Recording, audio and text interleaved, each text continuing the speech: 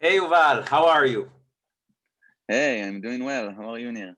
I'm good. It's great to see you. And we are doing a FinTech week from Israel, but for all over the world. And I've been hearing about you, reading about stuff that you did in the past, of course, about your company in Israel. But before we dive into the product, I want to know about yourself. I want to get some context about stuff you did before this company. Yeah, sure. I'll be very happy to. I'm 38 years old. I'm married to Yaeli, a yoga teacher who is now very busy over Zoom. I have two kids, Amit, she's 9 years old, and Eitan, who is 6. And I hope they will not jump into the frame too much during our conversation. I grew up in a small city outside Tel Aviv to a family that did not own much and did not have a lot of wealth, but definitely had an abundant state of mind. Both my parents, my father Adam and my mother Rivka, really put everything they had nurturing us. I have a bigger brother Ohad and a younger brother Nadav, who are the co-founders of another fintech company called To Accord. And somehow, from a family living in a very small apartment near the market in Petah Tikva, we became like some sort of a greenhouse for fintech. My father bought us a computer sometime early during the 80s. So the three of us in a very small room grew up always among technology. We did not have an air conditioner at home, but we had three computers at some stage, and we used to play peer-to-peer over the network that we built at home when people still did not really know how to use the computer more than MS-DOS or something like that. So um, we grew up in a very entrepreneurial environment, not because our parents did not start companies, but my father was super innovative when it comes to building, old industry type of machinery, working on a production line as a production line employee. And my mother was a housewife while we were growing up. So I think that they really nurtured us to have an abundant state of mind. And this is what we've practiced since then. During the military service, I served in Mamram, an elite technological unit. And it was my entrance to the industry over here. This is very common in Israel. And when I finished the military service, I worked for the telecom industry for a few years, selling mobile content in different places in the world. And one day, walking down the street in Manila, I saw a kid coming out of a sewer, completely dirty. And I asked the local guy that was there with me, what was it all about? How come the kid was so dirty playing in the sewer? And he told me that this is how poverty looks like in Manila. And it was a profound moment. I was so overwhelmed. I still have this image in my mind because I've never seen such a case, of extreme poverty. I worked in Mumbai as well, but for some reason, a kid coming up from a sewer was such an intense moment. And I wanted to figure out how come it is possible that I live an abundant type of life in the high-tech industry while there is such poverty globally. And in the same trip, I was lucky to stumble upon a book from Muhammad Yunus, the founder of Grameen Bank, who won the Nobel Prize for Peace 15 years ago or so for his accomplishments in eradicating poverty in Bangladesh. And then I realized that there is this new type of a beast, a commercial business that moves the needle for the better on the society. And for me, it was obvious that this is what I would want to do when I grow up. And I remember flying back to Israel with the strong sense that I found my purpose in life. But it was also clear to me that given our financial DNA growing up in a family with not a lot of wealth, it was clear to me that we had to change this reality. So Ohad and I, my older brother and I, we started a company that was quite quickly acquired by Klarna. We were focused on risk management and fraud prevention for online payments. And back then, Klarna had quite a big risk management issue in Germany. So we joined Klarna in early 2011. Ohad joined as the chief risk officer, and I joined as the head of product. We started an engineering center in Israel, quite a common practice for global companies that acquire an Israeli company. And also I manage the product organization. So from 0 to 50 product managers and designers also. I left Klarna in the end of 2015 when we had a strong feeling that it was the right time to go back to Israel. Back then we lived in Stockholm for a few years already. I loved what I did at Klarna, and I'm so happy for my friends at Klarna and their recent success. It's an amazing company with a huge vision. And so far, I think we've seen only the tip of the iceberg. And coming back to Israel, it was clear to me that Israel is a place where there is a lot of innovation and a lot of social issues, but they never mix. And living in Israel, and as you know yourself, being a consumer in Israel is quite a depressing experience. The internet is bad. On-demand services were ridiculous a few years ago. Now with Wolt and Uber, maybe a little bit, and others, we have better service, but even Amazon was not here back then.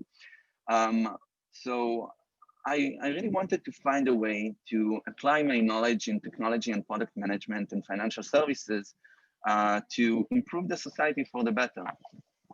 So then I met my co-founders, Tamara and Iftach. Each one of them were, they were on a different path. Each one of them came from a different background, and they realized they wanted to do something to improve the society. Tamara came from the media industry and is an amazing brand builder, and Iftach is a genius CTO who consulted to many of the Israeli startups that everybody knows. And we came, all of us together, in order to build a technology that would improve the society. So we really started with a blank sheet, and we wanted to find the right place to spend our time. And quite quickly, it was obvious that Israelis, as it is quite common nowadays globally, struggle with making ends meet and don't manage to build a safety network, a financial safety network, because they don't manage to make ends meet, and they don't manage to build a positive financial future. We are not talking about being wealthy. We are talking about being able to retire at some stage and not working to your last day. So this is why we started building Riseup. We were lucky to be able to engage with amazing investors like Michael Eisenberg from Aleph, Sir Ronald Cohen, who is one of the most significant people globally in funding social initiatives that have a commercial core, and Jeff Schwartz, who is the one who built Timberland to the global success that we know and sold the company back in 2011, if I recall correctly. So we really managed to build a vision of how we are going to help Israelis make ends meet and recover from debt through better financial decisions. And we have the support of our amazing investors still to make this vision a reality in Israel. And I will dive into what we are doing exactly in a couple of minutes, I'm sure. And lately, actually almost a year ago, we got John Jacobson as an additional investor, and also Kobi Malkin, who is a former CEO of a few banks in Israel. So we have an amazing roster of partners, investors that really support our vision. And we really believe that we've managed to build a solution and a concept and a theory of change that is going to help millions of Israelis make better financial decisions, build a better financial future. And as soon as we are done in Israel or have a fantastic signal over here, we are going to do it globally as well. Amazing, amazing. We even had people who know you here on the summit, really curious about what are you leading now, saying good things about you, I have to say, good memories from past, from Klarna, from other initiatives and stuff. And also Michael, as you mentioned, Mike was also speaking on the summit, and he was very happy to know that we have you and your story here. Again, as you said, great person, and Aleph is doing great. I want to dive into the product and the main stickiness features, like what makes people love Riseup. Great. So I'll dive into that in a moment.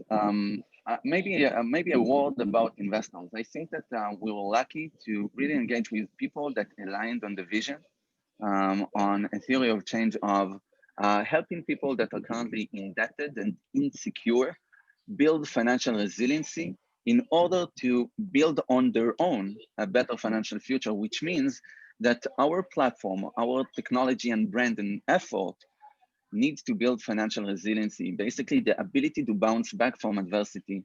And it's awesome to see visionary investors like Michael Eisenberg and Ronald and Jeff um, being completely aligned on a vision that has an amazing commercial potential and also an amazing potential to create a significant social impact, because a society where there is personal financial resiliency means that there is going to be a family financial resiliency and a community financial resiliency. And this is really during the COVID-19 times, we Yeah. see how fragile the society is. So I believe that we are going to a future of, coming back into the society, the community, and making the community even more important. And it is interesting to see if we're going to see more and more organizations and companies becoming more significant in people's lives in facilitating community resiliency in order to improve our lives. So I believe that it is possible to do, and it starts, if we look at the Maslow pyramid of needs, I think that nowadays it starts from safety and financial security that is no longer really a thing that people take for granted, because with the global pandemic, all of a sudden, even if you had a very good salary in the past, you realize that you're not going to be stable forever. So people understand that they need to do something in order to improve their stability and their kids' stability.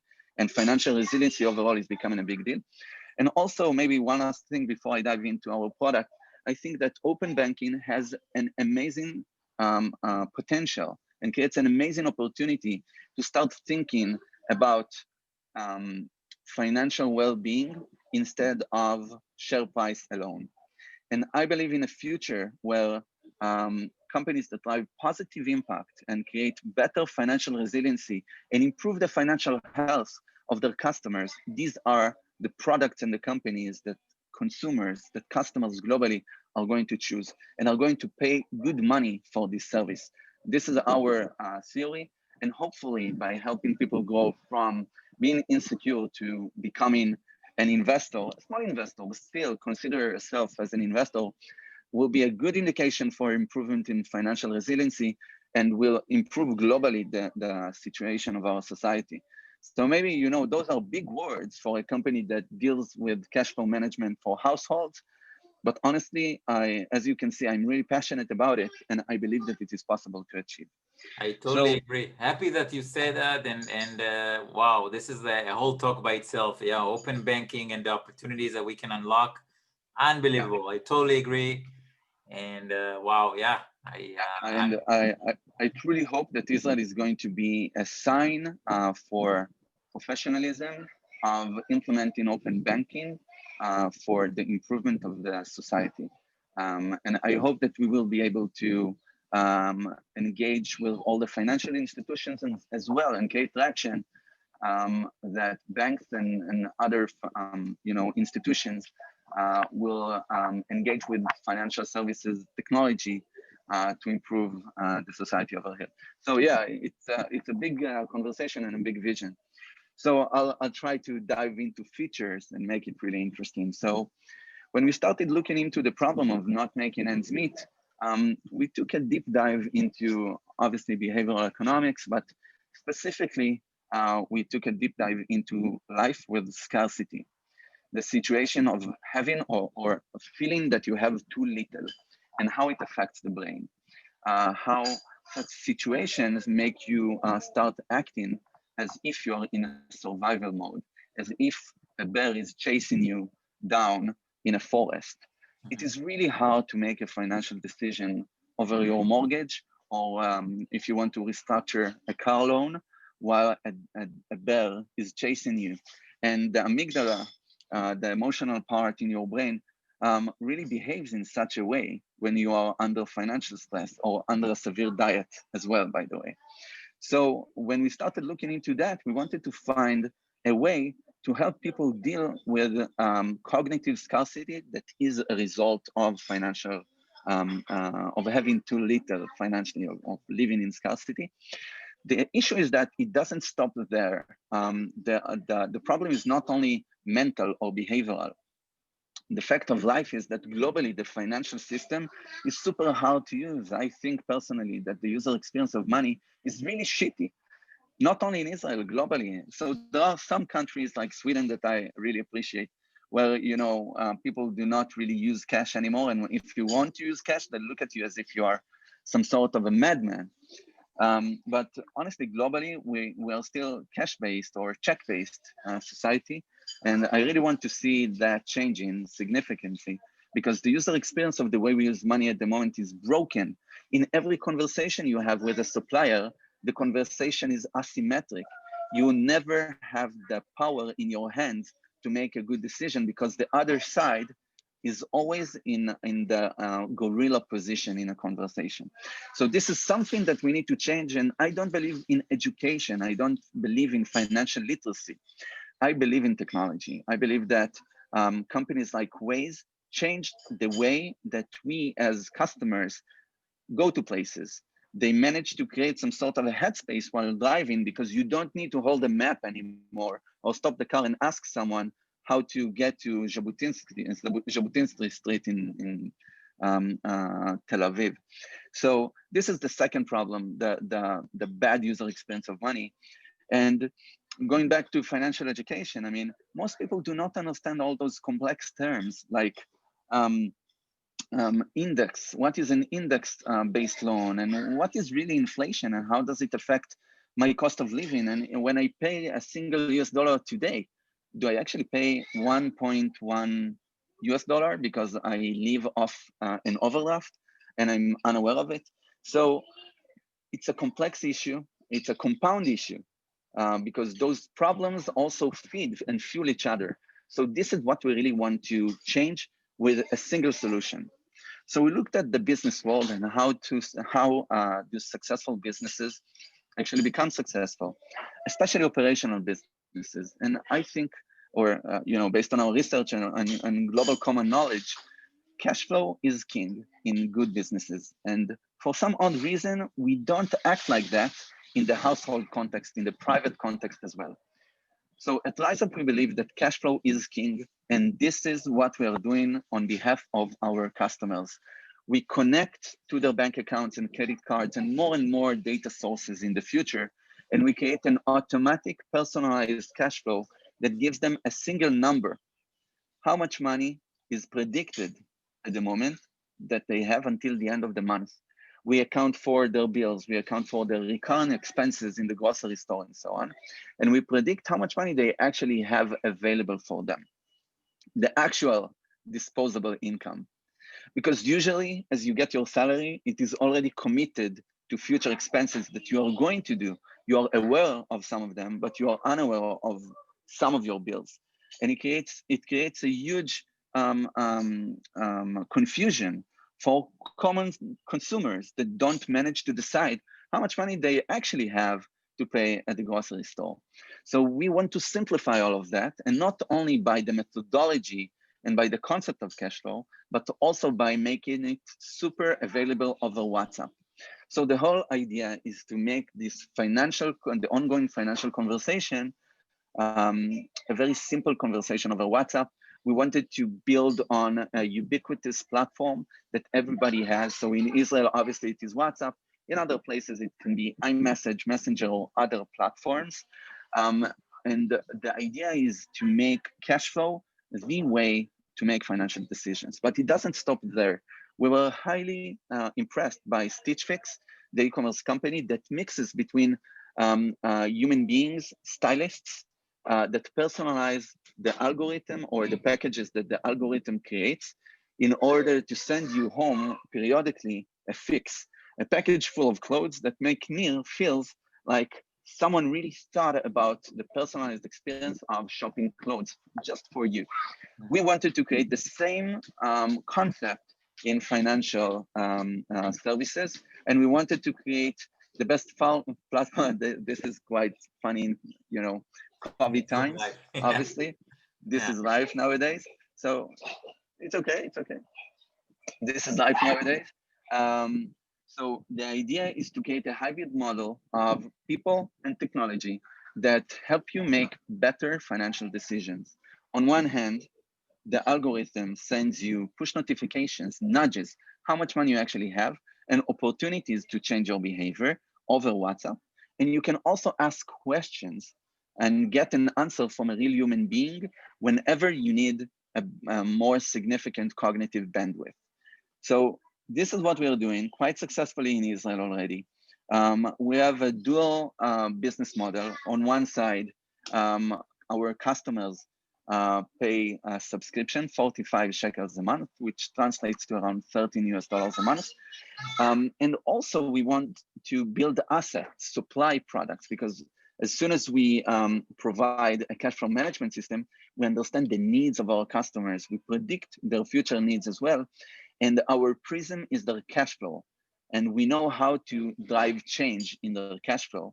So over time, we want to offer more and more supply products that are going to improve their cash flow, create a better surplus, and also start building assets. So on the assets front, it is also an assets under management business. So I really believe in a future where an automatic cash flow is going to optimize people's money automatically and help them making better decisions, and savings products that are not accessible for the common people nowadays because they are unaware of them, because you can buy those products off the shelf, you know, if you're talking about mutual funds, IRAs, and so on. But people are don't have the cognitive capacity in order to do it on a day-to-day basis. So the idea is to create more and more hooks in people's lives to save more and spend less, making savings super easy and making expenses much harder. So easy to save, hard to spend. This is the platform we are building. And at the core, we would like to see that we are improving financial resiliency. This is really what we're all about. We are more than 30 people now with our headquarters in Tel Aviv, focused on the Israeli market as our home market, really inspired by Klarna's success, ongoing success in Sweden and other small markets. And I really believe that it is possible to be successful in big markets as your unit economics are positive in a small market, based on my experience from Klarna as well.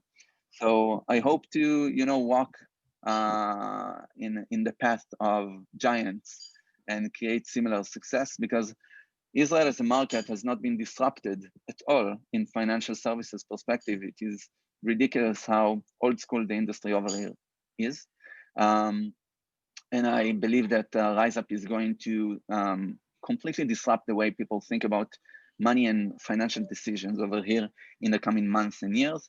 But obviously we have global aspirations as well, as soon as we understand that the machine works really well over here. And the amazing thing about building a product in Israel that is very uncommon for the Israeli high-tech industry is that everybody uses it around you and everybody is a customer, and the feedback loop is amazing. You can get a phone call from your mother that has an idea for a new feature in her Riseup. So yeah, we are happy with our growth, but not complacent.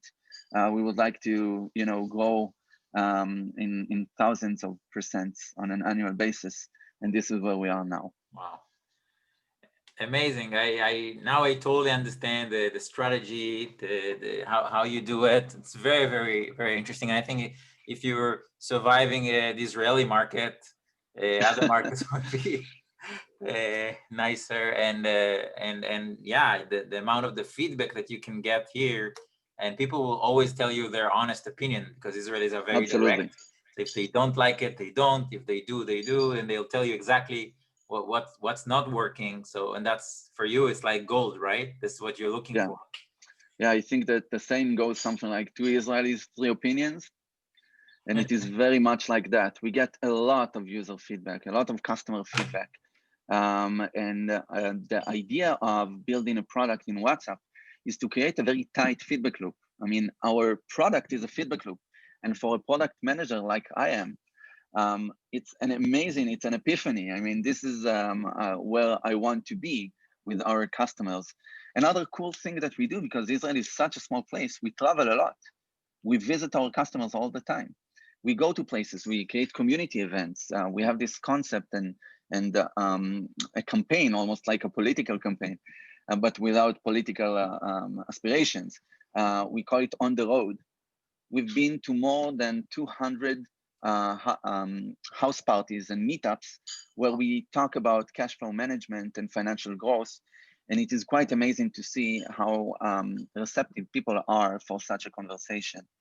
And this is what we are going to continue doing. And our mission is to help Israelis rise up financially. And we are going to continue doing it until we are successful and beyond. Because there is a saying in Hebrew, Mitzion tetzeh Torah, basically from Israel, we are going to build the knowledge about different type of things and distribute it to the world. And I believe that there is the potential with Riseup to do exactly that, to create a significant change in the Israeli society for the better. The zip code where a kid is born at should not dictate what is going to be his or her salary as they turn 30 years old. And I believe that it is possible to do if their parents will have the cognitive capacity to invest in their future, to make sure that their money is prioritized for their kids' growth and not, you know, just consumption that is very common nowadays.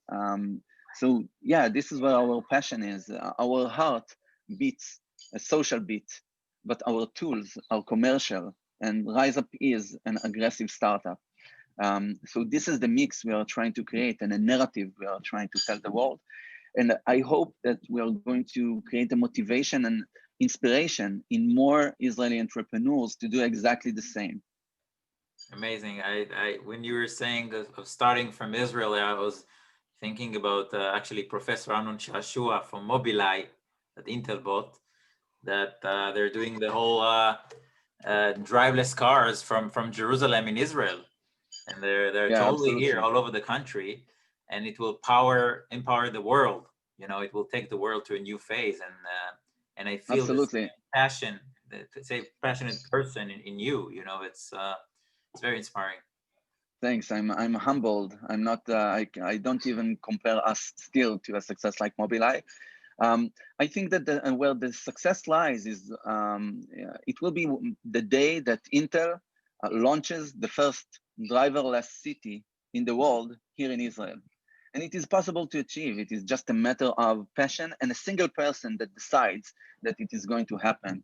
And you know, there is COVID-19 tells us a lot about leadership and about how people can drive change. And there is a small city down south in Israel called Yerucham that became red when it comes to number of COVID-19 positive citizens. And the mayor over there, Tal Ohana, decided to change the situation and took control of the situation on her own and did not expect the state, the government, to change the situation. I hope and believe that there is the possibility in a future where Tal Ohana will decide that the Yerucham becomes a driverless city and a cashless city where the citizens of the city are going to use Riseup in order to rise up financially and drive a shared community-based Intel inside driverless car. So this is the potential of Israel. It is such a small place with so many technologies and such talented people that do not move the needle on the future of Israel. And I believe that this is the way to change the future for the better over here and also improve the world. To be honest, I'm not shy of stating such statements. So I'm sure that Michael is speaking about this type of stuff as well. So Yeah, I think that it's an important role in the world for sure. I'm happy we have both of you so passionate about this, speaking at the same summit. How can people connect to you, follow your path, learn about the company? Yeah, you know, over WhatsApp, obviously. I mean, my life is in WhatsApp. Yeah. I'm very responsive over there. You know, the funny thing about building a startup in Israel, targeting the Israeli market as a home market, is that everything is right to left. And in Hebrew, it's the first time in my life I'm doing that. But we have a very active Facebook group called Rising Up, and Google Translate, I think does quite a good job. And people can translate in and explain in the gist of it. It's a very active group, so I suggest people to join it and just see what's the gist of Riseup, because the idea of this group is to rise up together using cash flow, and it is quite amazing to see that it is possible. And also our riseup.co.il, our website is quite does quite a good job explaining what we're all about. And the email, it still works, so people can just drop me an email to continue the conversation. And LinkedIn, you know, there are so many channels. Yeah. Absolutely.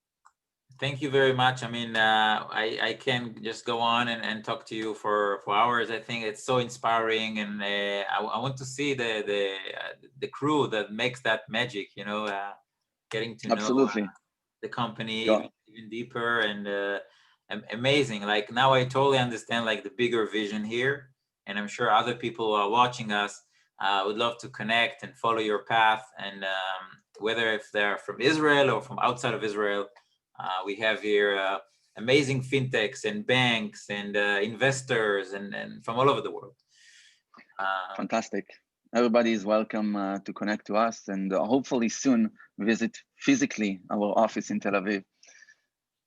Great. Thank you very much, and we'll keep in touch.